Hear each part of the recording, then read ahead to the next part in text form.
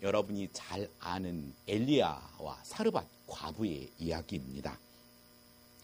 오늘 우리들이 살아가면서 우리는 좋은 대접을 받고자 하지만 엘리야와 성경의 많은 인물들을 보면 그렇게 좋은 대접과 좋은 환경으로 그를 인도해 가지 않습니다. 왜 하나님은 엘리야를 당시 국내 대신으로 믿음이 좋은 오바다 같은 부잣집에 보내지 않으시고 아주 찢어지게 가난한 과부 집에 보내셨을까요? 또 애굽에 만나와 메추라기를 내리듯이 이렇게 펑펑 내리셔서 엘리야를 먹일 수도 있었고 또 그렇게 하실 수도 있었는데 먹고 죽을 한 끼만큼밖에 없는 그 가난한 과부 집에 오늘 엘리야를 보냈다는 사실입니다. 사실 시돈 땅 사르밧 과부는 하나님의 축복과는 거리가 먼 사람이었고 그는 이방인이었습니다. 자신도 먹고 살기 힘든 가난한 과부였습니다. 지금 시대 같지 않고 남편은 남자를 중심으로 살았던 시대에 남편이 없고 자식을 키워야 하는 그 시점에 극심한 가뭄으로 인하여서 이제 정말로 한 끼 먹고 이제 죽을 날만 기다려야 하는 그런 가정이었습니다. 하여 하나님이 이 가정을 축복하심으로써 축복은 하나님께만 온다는 것을 우리는 보여줍니다. 하나님은 오늘날에도 섬기는 교회를 통하여 한 가족을 만드셨고 하나 되게 하시고 또 함께 하게 하시고 그리고 서로 책임지게 하시고 헌신하게 하셔서 우리를 재건 남소일교로 묶었다는 사실입니다. 이 묶었다는 사실을 여러분이 실감할 때 우리는 함께 힘을 낼 수 있습니다. 어려울 때 서로 어깨를 두드려주고 또 서로의 형편을 바라보면서 항상 우리가 힘이 밑으로 처지는 것이 아니라 서로 격려해 주면서 우리는 힘을 낼 수 있게 됩니다. 왜 나 같은 가난하고 연약한 사람을 하나님께서는 성전 삼으신 것입니까? 오늘 하나님의 능력을 온 천하에 드러내기 위해서입니다. 가난한 자를 부하게 하시는 하나님, 그리고 약한 자를 강하게 하시는 하나님, 그리고 겸손한 자를 존귀하게 하시는 하나님, 또 어리석은 사람을 지혜롭게 하시는 하나님이심을 저와 여러분을 통해서 이 땅에 하나님은 드러내고 싶으신 것입니다. 시돈 땅 사르밧에서 아들 하나를 데리고 어렵게 힘들게 살아가고 있는 한 과부가 굶어 죽기 직전 하나님의 선지자 엘리야를 만납니다. 풍요로운 시대에 우리는 경제적으로 어려움을 겪고 있습니다.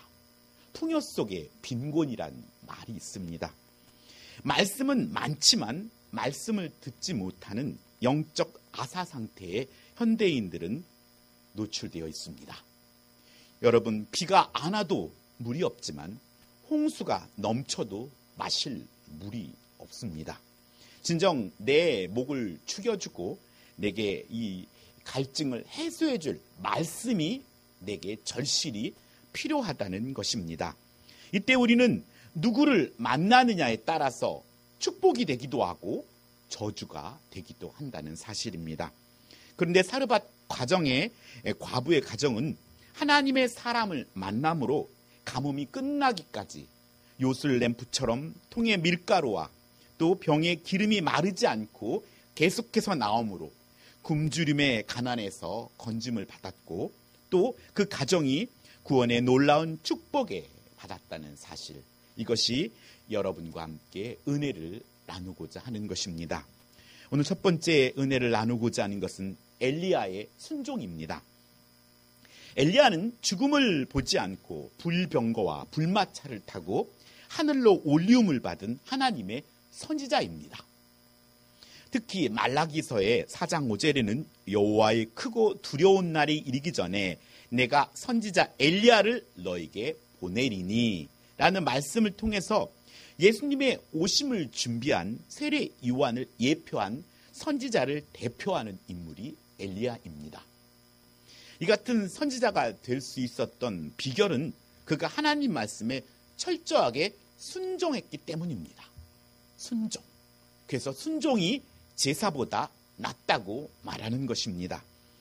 엘리야는 아합 왕과 이세벨에게 내가 섬기는 이스라엘 하나님 여호와께서 살아 계심을 두고 맹세하노니 내 말이 없으면 수년 동안 비가 이슬도 있지 아니하리라 라고 선포했던 선지자입니다. 그렇기 때문에 오늘 엘리야는 아합과 이세벨의 표적이 됩니다. 그의 입술을 통해서 비를 내리기를 선포하지 아니하면 그 땅에, 그 지역에 가뭄이 끊이지 않게 되기 때문입니다. 이 말씀을 선포하고 하나님은 죽음을 피하기 위해서 그린 시냇가에 숨겨놨고 거기에서 까마귀를 통해 음식을 공급받습니다. 그만큼 그 시대에는 까마귀를 통해서 선지자를 먹여야 할 만큼 영적으로 갈급한 시대였습니다. 어쩌면 그 시대는 그 시대의 이스라엘, 북이스라엘의 백성들은 까마귀만도 못한 상황인 것입니다. 그만큼 말씀을 전하는 자가 올바르게 증거했을 때 생명의 위협을 받는 시대였다는 것입니다.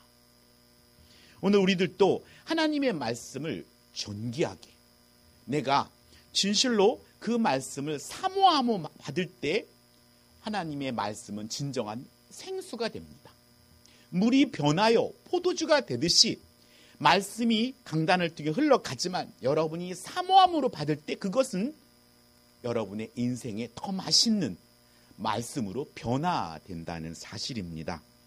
또한 그가 피난처에 시냇물이 마르자 오늘 엘리야에게 너는 일어나 시돈에 속한 사르밧으로 가서 거기 머물라 라고 말합니다. 그린 시냇가에서 시돈 땅 사르밧까지는 약 100km가 넘는 먼 거리입니다. 차도 없고 어쩌면 걸어서 아니면 이렇게 가야 할 그 먼 거리입니다. 거기다가 이세벨이 엘리야를 붙잡기 위해서 곳곳마다 방을 붙여놓고 큰 도로 중요한 요소마다 군사를 지키며 엘리야를 찾았을 것입니다. 아마 낮에는 숨어 있었고 밤에 걸어다니며 산길을 돌아서 어렵게 사르밧 땅까지 오랜 시간 걸려서 도착했을 것입니다. 시돈은 이세벨의 땅으로 바알을 섬기는 우상의 땅입니다. 엘리야가 도망자인데 이세벨의 고향으로 도망갔을 거라고는 아마 그들은 상상도 못했을 것입니다. 그곳에서 여호와를 아는 사렙과 과부집에 엘리야를 보냈다는 것입니다. 북이스라엘 하나님을 믿는 땅에는 엘리야를 섬겨주고 바지할 사람이 없었고 저 우상을 섬기는 그 시돈 땅에 가난한 사렙과 과부집에서 엘리야를 섬길 만한 그런 모습을 보시고 하나님은 그 먼 거리를 보냈다는 겁니다. 이 기근 속에 바알은 인생의 기근을 해결할 수 없습니다. 돈을 한 푼이라도 더 움켜쥐면 이 기근을 잘 넘길 것 같지만 진정으로 만나야 할 것은 하나님입니다. 오늘 그가 밤낮을 걸었는데 아마 산길을 걸어서 간다고 해서 어렵게 사르밧에 도착합니다. 시돈은 오늘 이세벨의 땅으로 바알을 섬기는 땅입니다. 오늘 이렇듯이 바알은 어떠한 신입니까? 그 바알은 풍요의 신입니다. 지금 물질을 대표합니다. 그런데 기근이라니요. 지금 우리는 잘 살고 있습니다. 예전에 저희가 어렸을 때 60년대, 70년대에 살았던 삶보다 너무나 잘 살고 있습니다. 그런데도 불구하고 우리는 인생의 기근을 맞이하고 있습니다. 바알은 하나님을 왕으로 섬길 줄 모르는 세상의 악한 영이 만들어낸 우상이기 때문에 힘이 없습니다. 힘이 있는 것 같지만 힘이 없다는 사실을 모릅니다.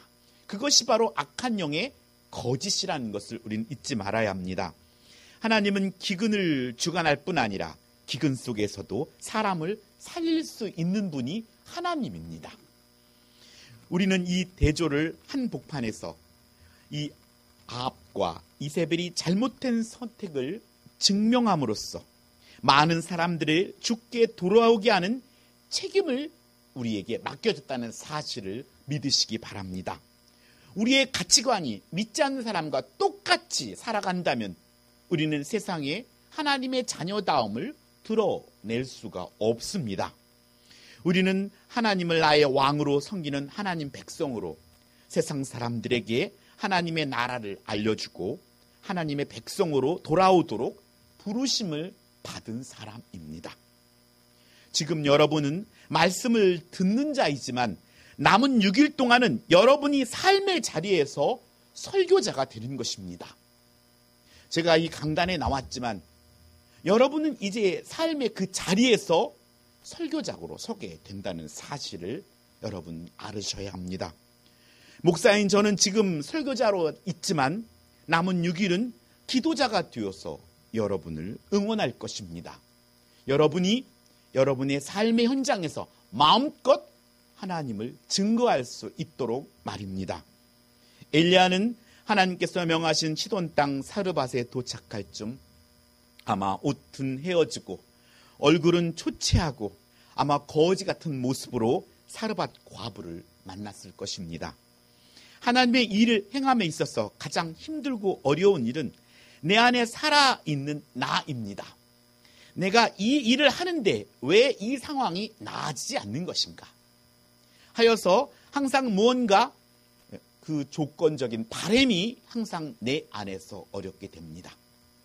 제가 예전 집사적 교회 안에 있는 유치부 부장을 맡고 있었습니다. 아이들을 설교할 때 한 10명, 20명 내외였습니다. 그 조그만 유아실이 꽉 차서 교회 옆에 있는 성견을 운영하는 큰 곳으로 아이들을 이동하는 딱 그 첫 주일날 한 아이가 계단에서 굴러서 머리가 이만큼 찢어졌습니다.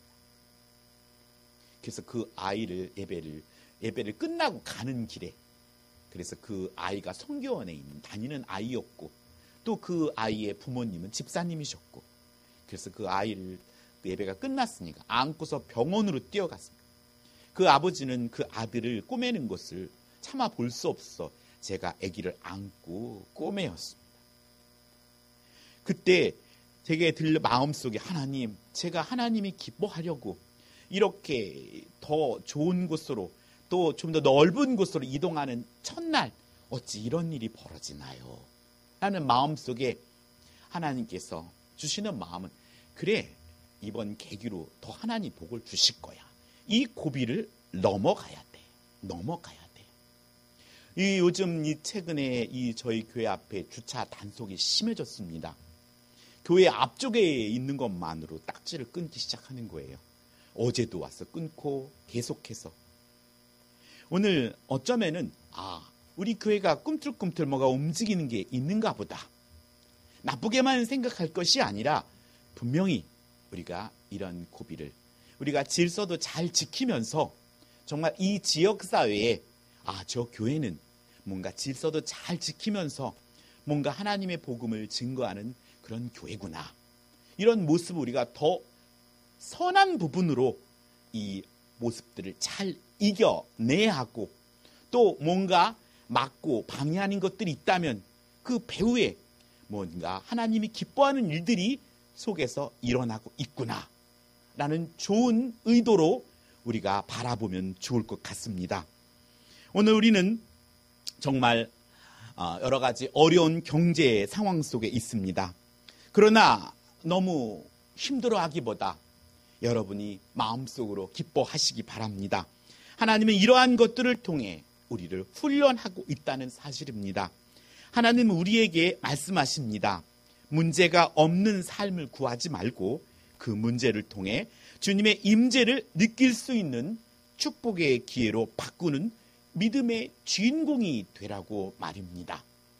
오늘 여러분 앞에 순종할 수 없을 것 같은 상황 앞에서 여러분이 순종하며 맡겨진 예배자의 삶을 충실히 살아간다면 여러분의 훈련은 더 한 차원 높은 곳으로 이동하게 될 것이고 더 넓은 시야의 믿음, 영성을 소유하게 될 것입니다. 오늘 두 번째는 사르밧 과부의 순종입니다. 엘리야 선지자가 시냇가를 떠나서 시돈 땅까지 왔지만 이곳은 비롯한 팔레스틴 전 지역의 가뭄의 재앙으로 인하여 먹을 것이 없습니다. 인생의 가뭄이 왜 찾아옵니까? 하나님의 백성이 음란하게 하나님 아닌 우상을 섬기는 것을 돌이키기 위함입니다. 더욱이 사르밧 과부는 남편이 없는 상태에서 어린 자녀까지 데리고 있었기 때문에 많은 양육비와 기타 물질이 필요한 상태에서 그는 계속된 가뭄으로 인해서 식량을 조달할 수가 없었고 설상가상으로 가진 것마저 다 떨어져 버렸습니다. 집안을 뒤져보니까 가루 한 바닥에 한 움큼과 또 그걸 빵을 만들 기름 정도밖에 남아있지 않습니다.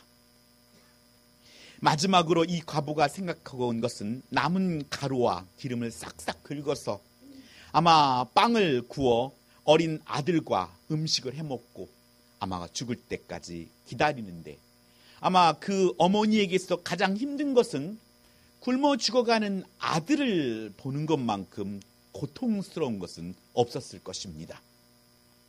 자신이야 어떨지 모르지만 자신의 자녀가 배가 고파서 신음하는 소리를 그 모습을 지켜봐야 하는 어머니의 모습은 얼마나 힘들었겠습니까? 이렇게 그런 안타까움 중에 빵을 구울 나뭇가지를 줍고자 들로 나와 있는 여인이 오늘 사르밧 과부입니다.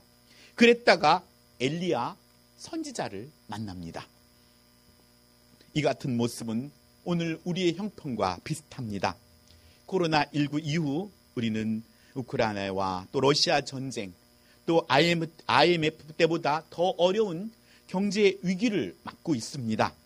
거기다가 몰아치고 있는 고이자와 고환율, 고물가, 악순환은 많은 실직자와 그리고 노숙자를 양산하며 또 우리의 삶이 위협받는 것 같습니다.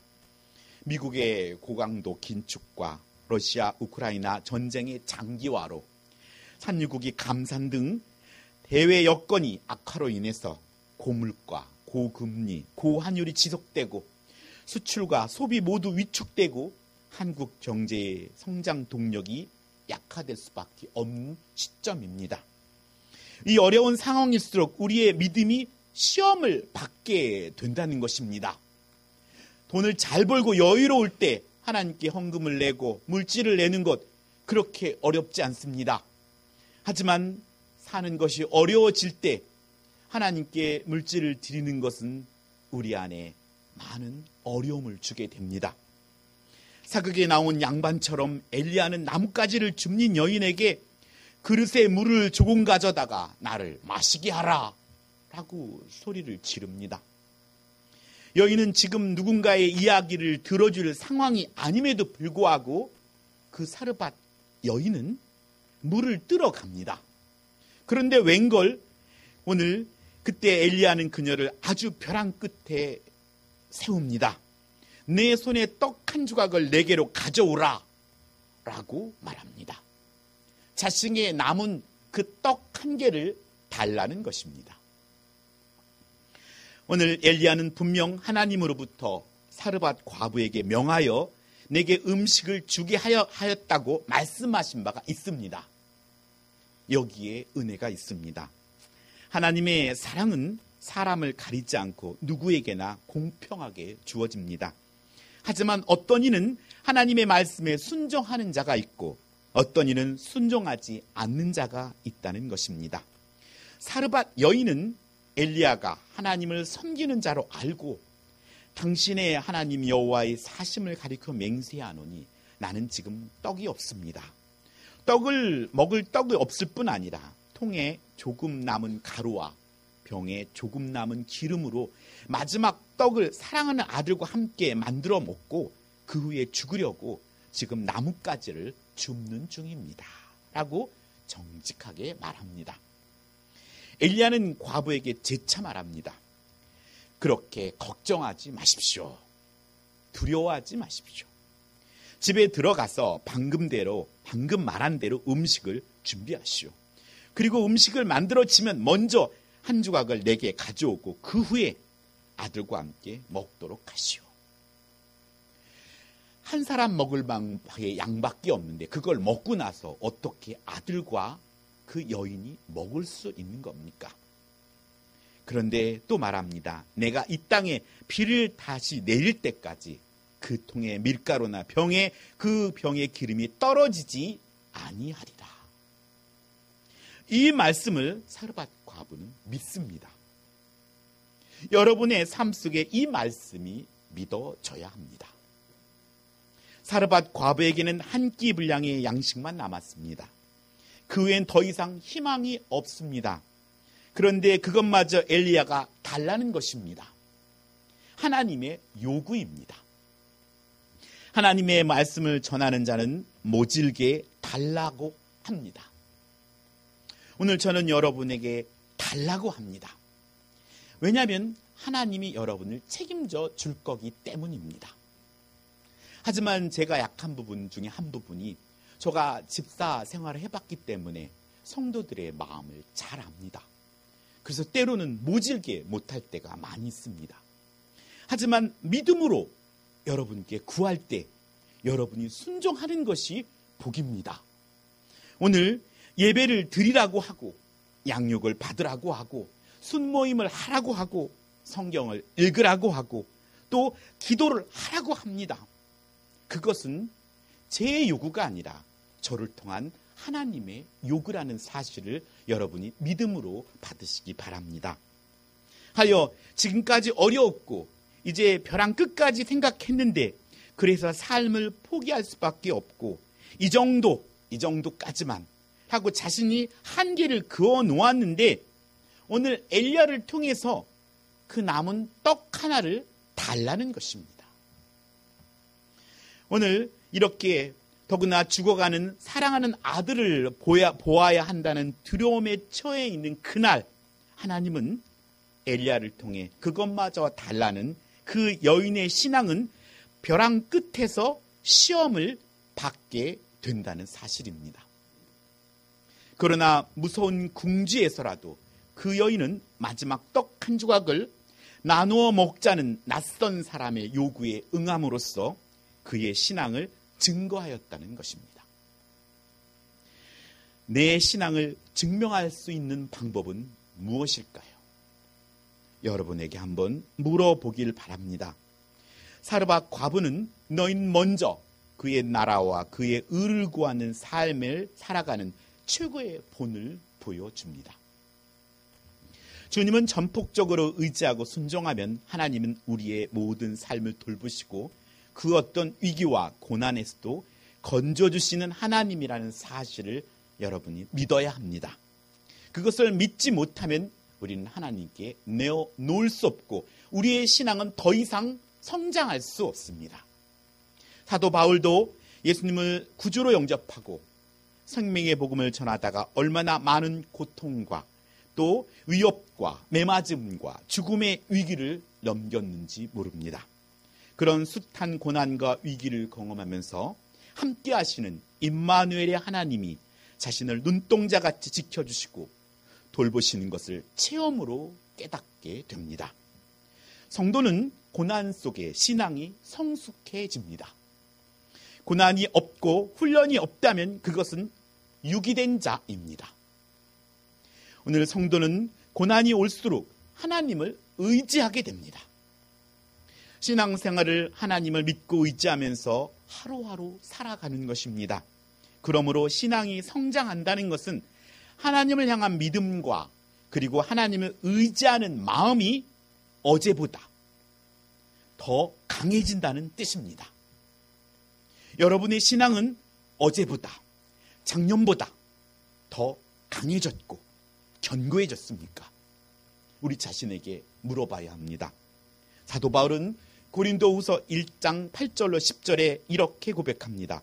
형제들아, 우리가 아시아에서 당한 환난을 너희가 모르기를 원하지 아니하노니 힘에 겹도록 심한 고난을 당하여 살 소망까지 끊어지고 우리는 우리 자신이 사형 선고를 받은 줄 알았으니 이는 우리로 자기를 의지하지 말고 오직 죽은 자를 다시 살리시는 하나님만 의지하게 하심이라.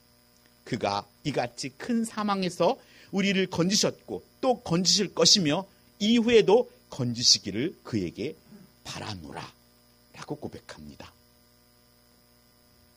하나님은 우리를 벼랑 끝에 두시는 이유는 하나님만을 의지하게 하시기 위함입니다. 믿음은 바라는 것들의 실체이며 보지 못하는 것들의 증거가 되기 위해서 우리는 삶의 벼랑 끝 시험을 통과해야 합니다. 거기에서 멈춘다면 한 계단 올라갈 수가 없습니다. 한 계단 올라갈 수 없다면 우리는 내 안에 있는 성령이 탄식하며 우리는 우리의 삶은 메말라지기 시작합니다. 영적인 가뭄이 시작된다는 것입니다. 저도 시골에서 아버지가 농사를 짓는 걸 보았습니다. 비가 안 오니까 논의 바닥이 쩍쩍 갈라지는 것을 보았습니다. 비가 내릴 때, 그 단비가 내릴 때 그가 얼마나 아버지가 기뻐하셨던지 함께 기뻐했던 기억이 있습니다. 삶의 벼랑 끝 시험을 통해 하나님의 역사가 마음껏 나를 통해 이루어질 수 있도록 나를 내려놓아야 합니다. 그리할 때 비로소 여러분 삶의 기적을 체험하게 될 것입니다. 마지막 빵을 나누어 식사의 우선순위가 자신의 사랑하는 아들이 아니라 하나님의 선지자 엘리야였습니다. 말씀에 순종했더니 그와 엘리야와 그의 식구가 여러 날 먹었으나 여호와께서 엘리야를 통하여 말씀하심 같이 통에 가루가 떨어지지 아니하고 병에 기름이 없어지지 아니하였다고 말씀합니다. 예수님의 믿음이 지적인 동의에서 끝나지 않고 삶으로 이어지지 못하면 그 믿음은 죽은 믿음입니다. 하나님의 말씀이 내 안에 생수로 공급받지 못한다면 내 영혼은 메말라지기 시작합니다. 오늘 믿고 순종하고 그래서 하나님을 경험하시기 바랍니다. 오늘 여러분의 삶 속에 먼저 그의 나라와 의를 구하십시오. 그리하면 이 모든 것을 더하는 복을 받게 될 것입니다. 기도하겠습니다. 사랑과 은혜가 충만하신 아버지 하나님 감사드립니다. 하나님 왜 이렇게 힘드냐고 어렵냐고 주님을 믿는데도 불구하고 우리가 예수님을 믿음에도 불구하고 이 어려움은 우리를 연단하시고 우리를 훈련하시고 우리를 성숙한 하나님의 자녀로 하나님 나라 백성으로 하나님을 증거하는 백성으로 삼으시기 위한 하나님의 사랑임을 우리가 깨닫게 하여 주시옵소서. 믿지 않고 겪는 고난과 믿고 받는 고난이 하늘과 땅 차이만큼 큰 차이임을 알 때 오늘 우리에게 당하는 이 고난에 우리가 고통하고 힘들어하기보다 감사함으로 우리가 나아가는 저희들이 되게 해 주옵소서. 삶 속에 항상 먼저 그 나라와 의를 구하며 나아가는 살아가는 재건남측의 온 성도가 되어서 진정 하나님으로부터 끊이지 않는 공급이 있게 하여 주시고 그런 체험을 할 수 있도록 여호와 하나님 도와주시옵소서. 감사드리며 우리 주 예수님의 이름으로 기도드립니다. 아멘. 찬송가